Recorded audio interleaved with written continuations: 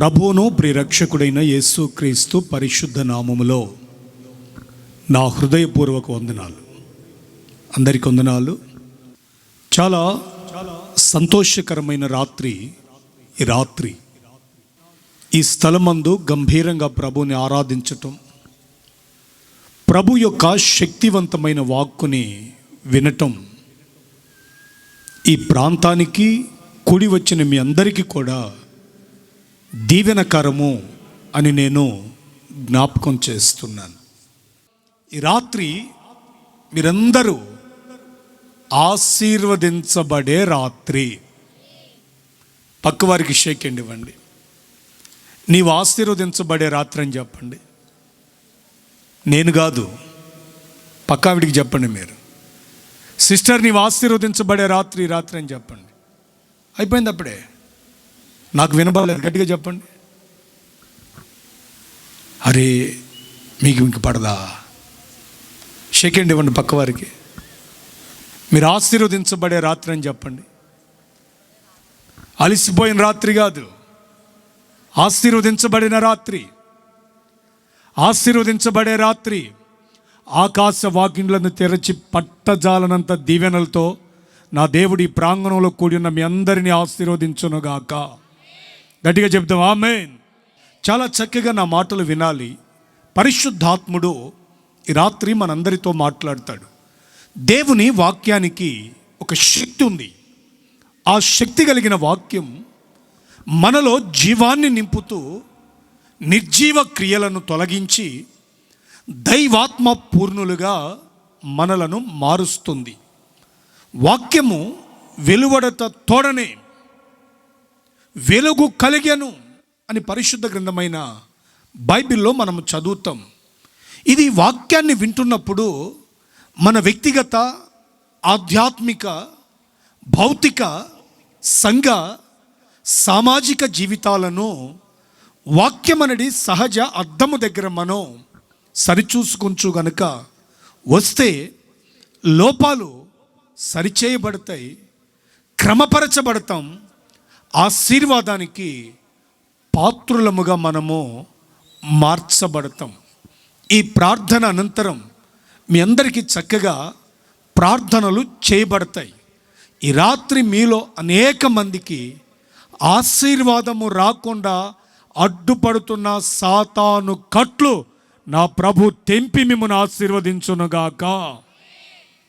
చాలామందికి ఈ రోజున ఆకాశ వాకిండ్లను విప్పి దేవుని దీవెనను కలిగించే నమ్మదగిన దేవుడు మన మధ్య ఆత్మస్వరూపిగా సంచరించుచున్నారు.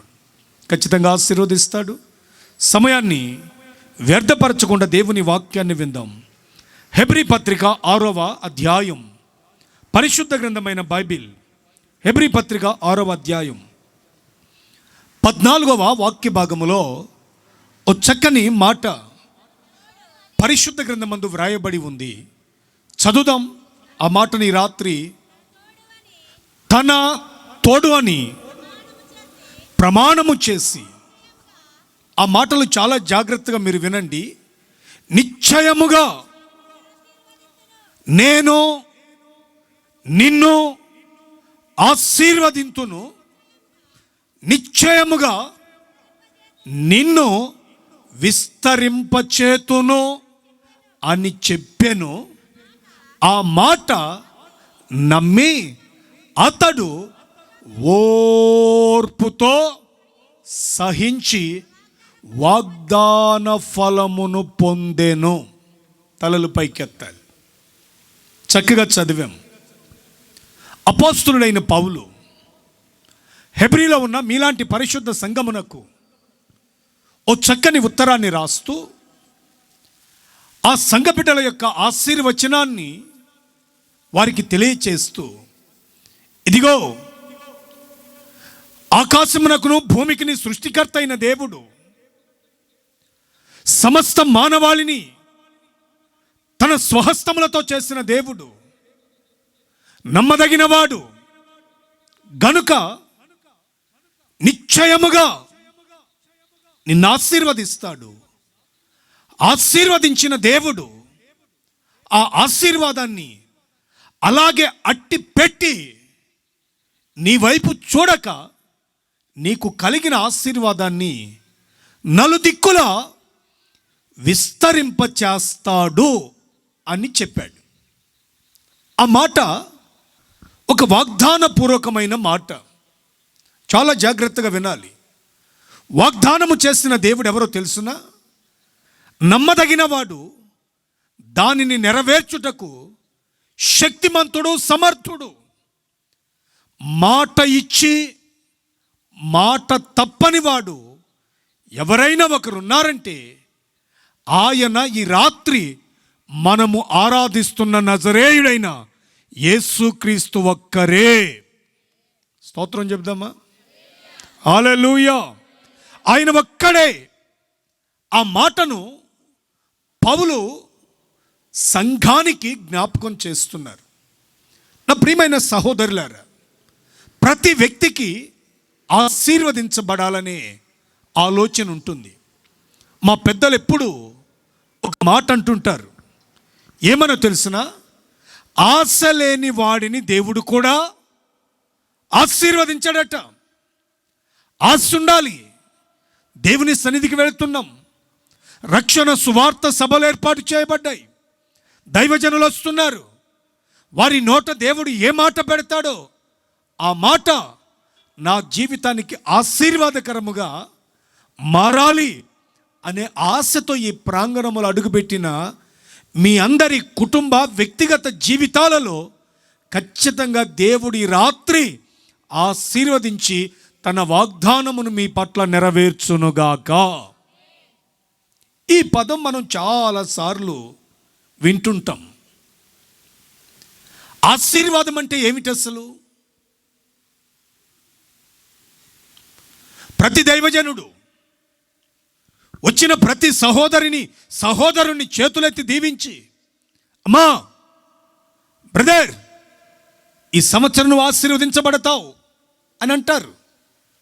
వాస్తవమే. ఆశీర్వాదం అనేది మన హక్కు. తల్లి గర్భములో పుట్టినప్పటి నుండి మనము మరలా జీవన పయనం ముగించేంత వరకు ఆశీర్వాదం మనము అనుభవించవలసిన వారమై ఉన్నాం. భక్త పేతురు రాస్తాడు, మీరు ఆశీర్వాదమునకు వారసులుగా పిలువబడ్డారు. లోకములో నుండి, పాపములో నుండి, శాపములో నుండి, అపవాది కాడి కట్ల నుండి మీరు ప్రభువులోనికి పిలువబడ్డారంటే నిశ్చయముగా మీరు ఆశీర్వదించబడిన వారు, అది మీ హక్కు అని పేతురు తన పత్రికలో గ్రంథస్థం చేశారు. ఆశీర్వాదం అంటే ఏమిటి? నేను చాలా జాగ్రత్తగా మీకు ఈ మాటలు తెలియచేస్తాను. మన అంతరంగాన్ని రాత్రి పరీక్షించుకోవాలి. చాలామంది ఆశీర్వాదం అనుకుంటే ఏమని తలంచుతున్నారో తెలుసా?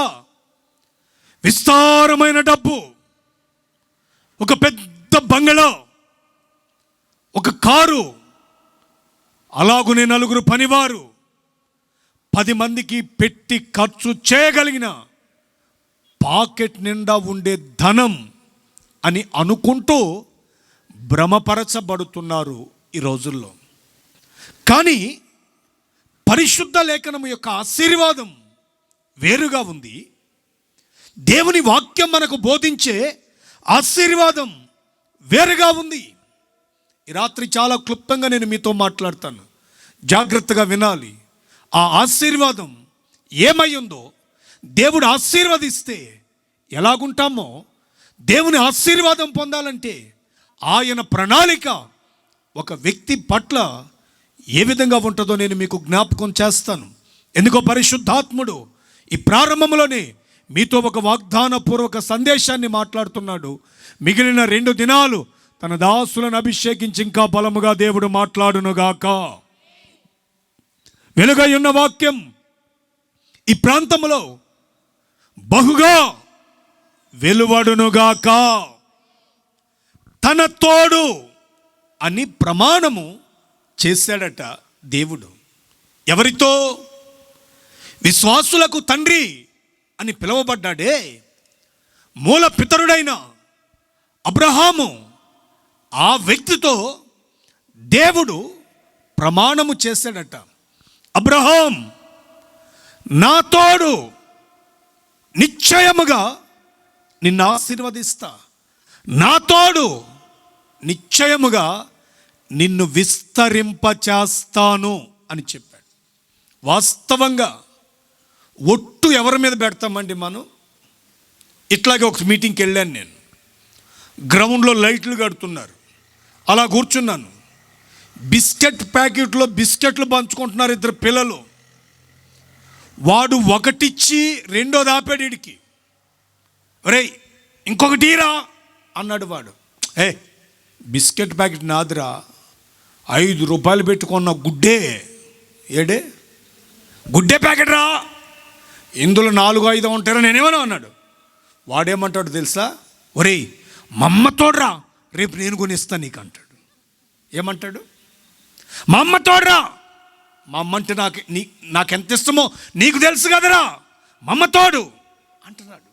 అంటే వీడి బాధ ఏంటంటే, పోతే చెప్పండి అలా అమ్మ పోవాలి, వీడు మాత్రం నిశ్చింతగా ఉండాలి.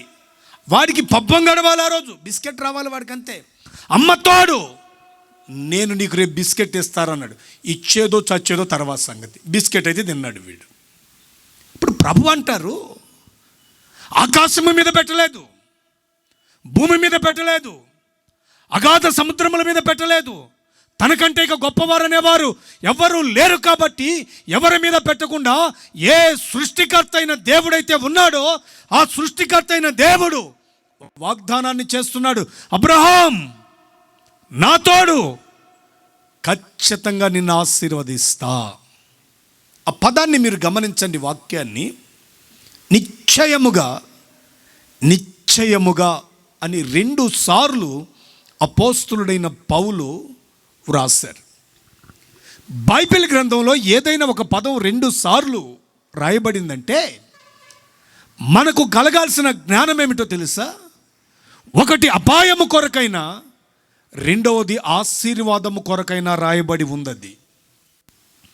రోజు ఇలాంటి విస్సన్నపేట పట్టణం లాంటి ఒక పట్టణాన్ని చూసి నా ప్రభువైన యేసు క్రీస్తు కన్నీరు విడిచి ఇలాగంటున్నాడు, యెరూషలేమో యెరూషలేమో, కోడి తన పిల్లలను తన రెక్కల క్రింద దాచినట్లు నేను మిమ్ములను దాచి కాపాడదామని అనుకున్నాను, కానీ మీరు రానులకపోతిరి.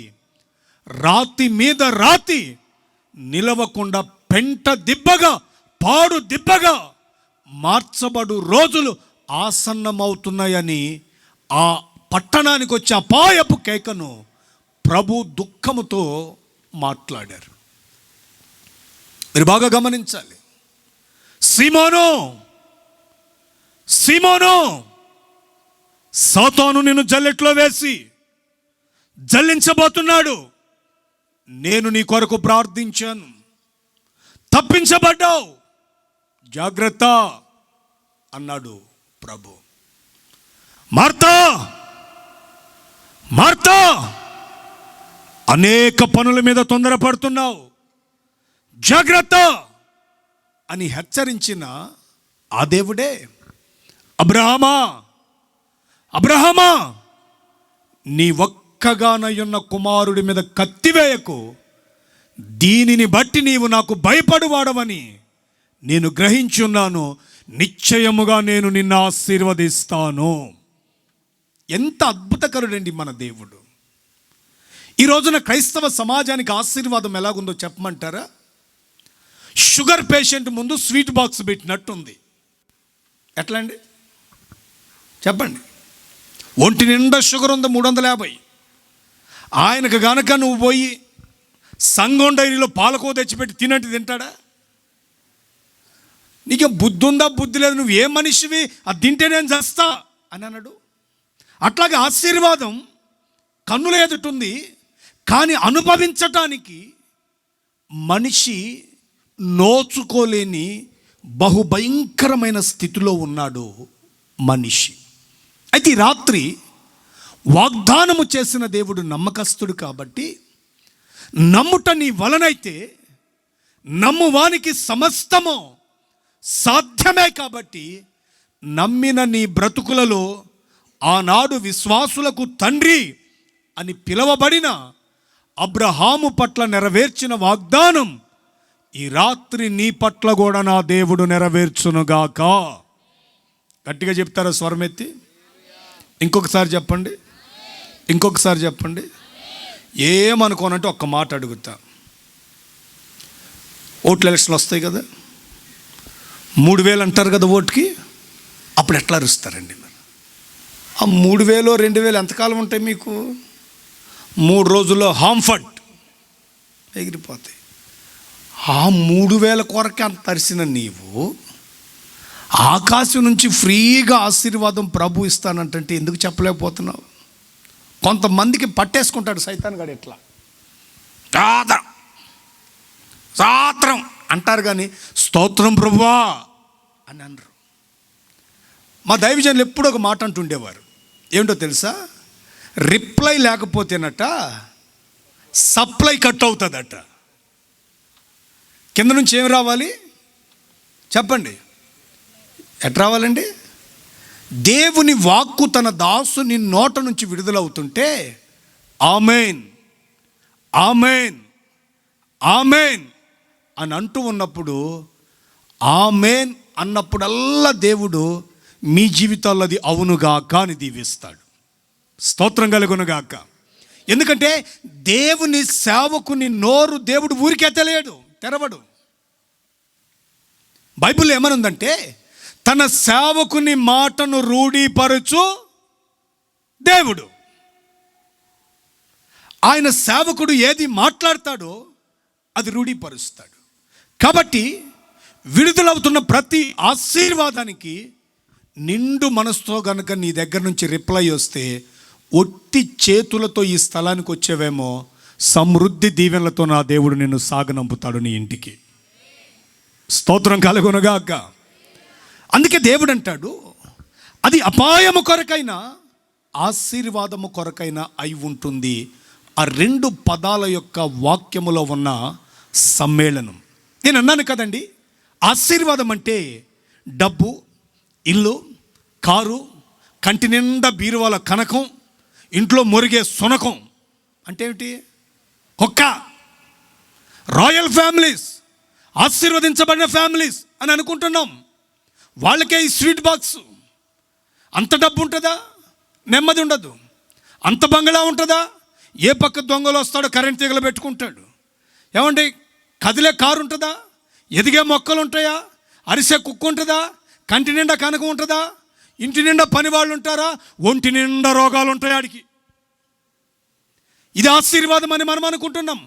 కానీ బైబిల్ ఏమంటుందంటే, యేసు క్రీస్తు రక్తము చేత కడగబడిన దేవుని పిల్లలకట భౌతిక సంబంధమైన ఆశీర్వాదాలతో పాటు ఆత్మ సంబంధమైన ఆశీర్వాదాలు కూడా సమపాళ్లలో కలిపి ఉంటే, నీవు 2 ఆశీర్వదించబడుతున్న ఆశీర్వచనం నిజమైన ఆశీర్వచనం అంటాడు దేవుడు. స్తోత్రం కలుగునుగాక. చెప్పండి హల్లెలూయా.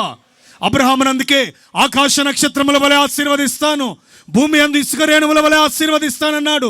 భూ సంబంధమైన ఆశీర్వాదములు ఇసుక రేణువులతో పోల్చబడితే, ఆకాశ సంబంధమైన నక్షత్రములు అదిగో పర సంబంధమైన ఆశీర్వాదాలుగా అతని జీవితంలో మారాయి. అది అనుభవించిన అబ్రహాము నేటి వరకు మనతో తన వాక్కు ద్వారా సాక్షార్థముగా మాట్లాడుతున్నాడు. నేను డబ్బు ఉండకూడదనను, డబ్బుతో పాటు నీ ఇంట్లో సమాధానం ఉండాలి. చెప్పండి, ఏముండాలండి? అది కదా ఆశీర్వాదం.